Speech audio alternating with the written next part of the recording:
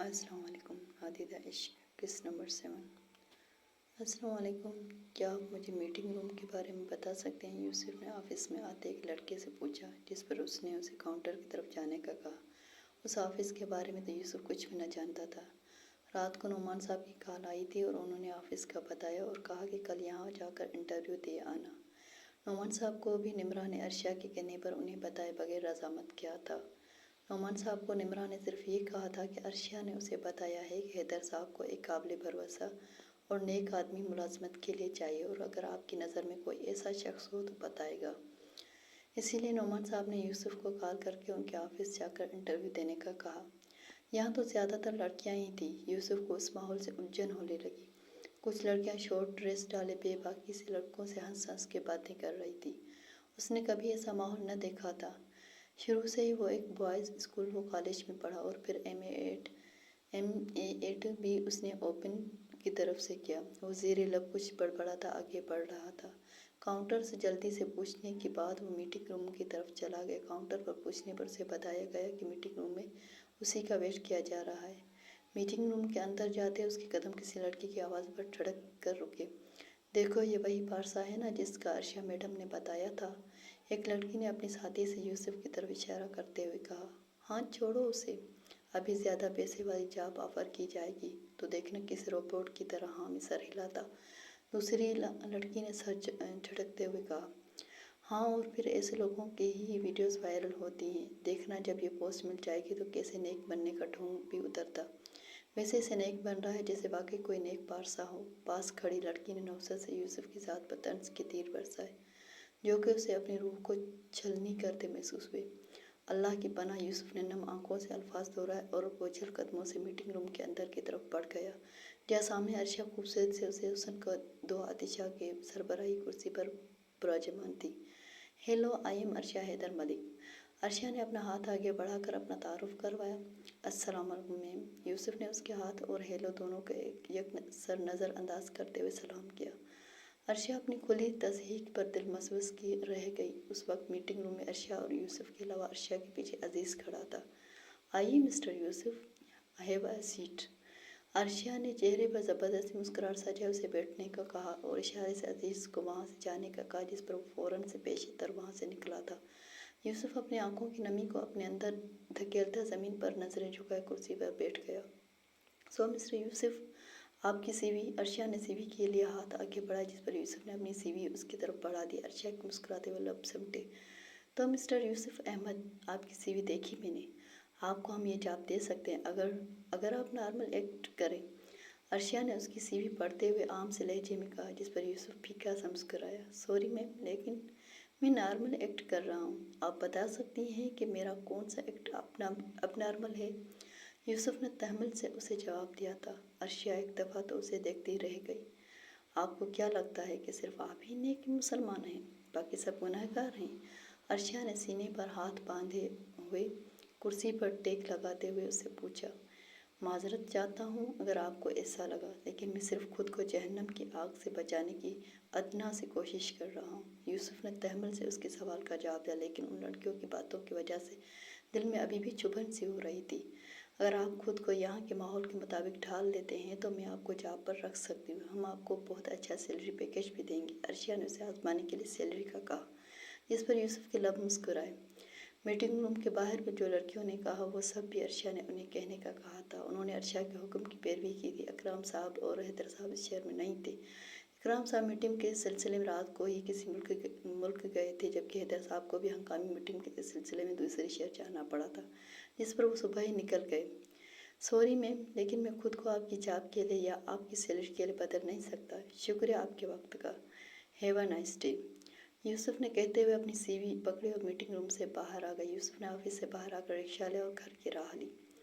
اسے جاتا دیکھ عرشیہ کو کچھ ہوا. اس کے دل میں یوسف کے لیے نرم جذبہ پیدا ہوا تھا. اس کی آنکھوں کی نمی بھی عرشیہ سے چبھی نہیں تھی.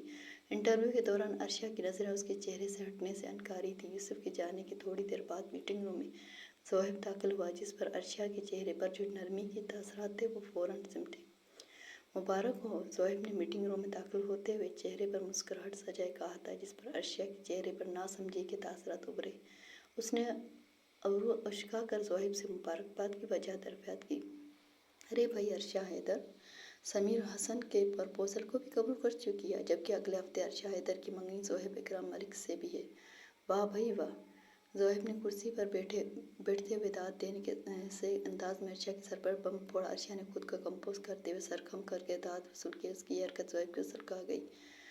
سنا ہے دائیں گال پر تھپڑ بڑی زور سے لگتا ہے، کبھی ایکسپیرئنس ہوا ہے کہ نہیں؟ عرشا نے اپنی کرسی سے اٹھ کر زہیب کے کان کے قریب جا کر رازداری سے پوچھا، جس پر اپنی تجلیل یاد کر کے زہیب کی آنکھوں میں خون اترا۔ کام کی بات کرو، کیوں بلوایا ہے؟ زہیب نے سپاٹ لہجے میں کہا تھا، جس پر عرشا کی لب مسکراہٹ میں ڈھلی۔ عرشا نے ایک طنز بھری مسکراہٹ زہیب کی طرف اچھالی۔ گھر پہنچ کر یوسف سیدھا اپنے کمرے کی طرف چلا گیا۔ ابیرہ ہائیکا کے گھر گئی ہوئی تھی۔ آج ہائیکا کے گھر میلاد تھا، اسی لیے وہ آج دیر سے آنے والی تھی۔ یوسف نے چارپائی پر لیٹ کر اپنا بازو آنکھوں پر رکھا۔ ماضی کی یادیں چھن سے یاد کے پردے پر لہرائی تھی۔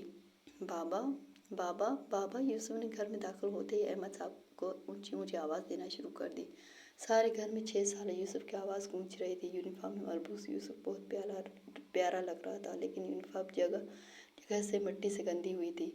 آہستہ یوسف پہنا سو رہی ہے، کیا ہوا یوسف؟ احمد صاحب نے ایک کمرے سے باہر نکلتے ہوئے یوسف کا آواز آہستہ کرنے کا کہا اور پھر اس کی گندی یونیفارم دیکھ اسے پوچھا۔ بابا مجھے ماما کے پاس جانا ہے، یہاں سب لوگ گندے ہیں۔ بابا مجھے آج عمر اور عثمان نے مارا، یوسف نے احمد صاحب کے ساتھ لپٹتے ہوئے نم آواز میں کہا۔ ایسے نہیں کہتے یوسف، بابا کو بھی چھوڑ جاؤں گے؟ احمد صاحب نے اس کے بالوں میں پیار سے ہاتھ پھیرتے ہوئے کہا۔ احمد صاحب کی بیوی کی وفات کو سال ہو چکا تھا، اب ابیرہ بھی 2 سال کی ہو چکی تھی۔ نہیں بابا، مجھے اللہ تعالیٰ کے پاس جانا ہے۔ ماما سے آپ کہو نا مجھے بھی اپنے پاس بلا لے، یہ دنیا والے بہت گندے ہیں، میں نے نہیں رہنا یہاں۔ یوسف نے احمد صاحب کی خاموش سے نکل کر ان سے کہا، جس پر احمد صاحب نے نفی میں سر ہلایا۔ بیٹا یہ دنیا ایک کوئلے کی کان ہے اور تم اس میں ہیرے ہو، میں ہیرے۔ یوسف صاحب نے یوسف کو اپنی گود میں بٹھاتے ہوئے اس کے سر پر بوسہ دے کر کہا، لیکن بابا میں ہیرا کس سے بنوں گا؟ یوسف نے ناسمجھی سے پوچھا۔ اب وہ پہلی بات کو بول چکا تھا۔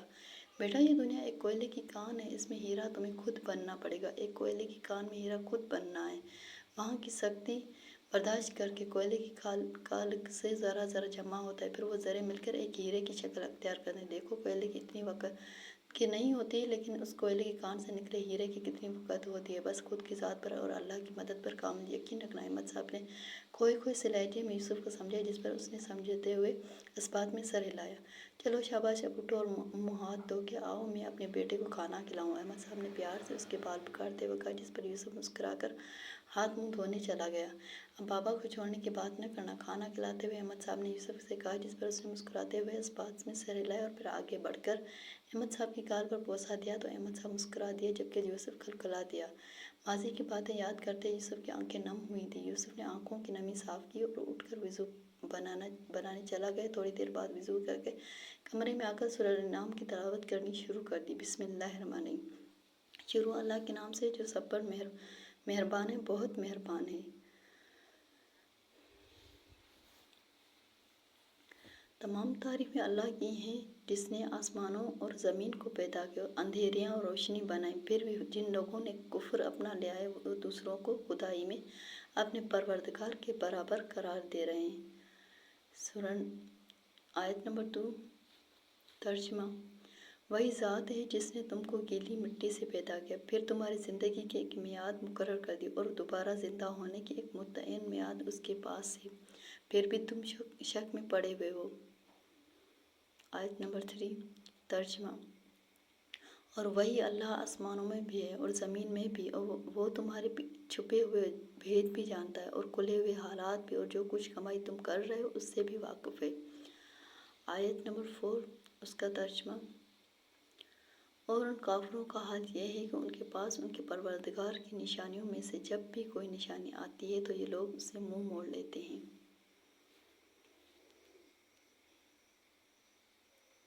آیت نمبر 5 اس کا ترجمہ۔ چنانچہ جب حق ان کے پاس آ گیا تو ان لوگوں نے اسے جھٹلا دیا۔ نتیجہ یہ کہ جس بات کا یہ مذاق اڑاتے رہے ہیں، جلد ہی ان کو اس کی خبریں پہنچ جائیں گی۔ تلاوت کرتے ہوئے اس کی آنکھوں سے آنسو رواں تھے۔ اللہ کی محبت میں اس کی आंखों भर आई थी। उस मुश्किल वक्त में भी अल्लाह ताला की मदद एक यकीनी अमर थी। उसे अपने रब से इश्क था। उसकी आंखें अपनी नादिदा इश्क की वजह से भीग रही थी। हाँ, लेकिन उसके आंसू अल्लाह के सामने बेमोल नहीं थे। वो आंसू अनमोल थे। शायद यूसुफ उस कोयले के कान में पड़ा हीरा था, लेकिन कौन जाने सिवाय खुदा ताला के। अर्शिया, क्या तुम आज मेरे फार्म हाउस पर आ सकती हो? समीर ने अर्शिया को कॉल करके फार्म हाउस पर बुलाया था। उस वक्त वो किसी खंडर नमा घर में मौजूद था, जो कि शायद पिछले कुछ सालों से बंद था। क्यों, क्या हुआ समीर? ऑफिस से निकलते अर्शिया ने परेशानी से पूछा। अभी थोड़ी देर पहले ही वो जोहिब से बात करके बाहर वापस घर जा रही थी कि अचानक समीर की कॉल आई।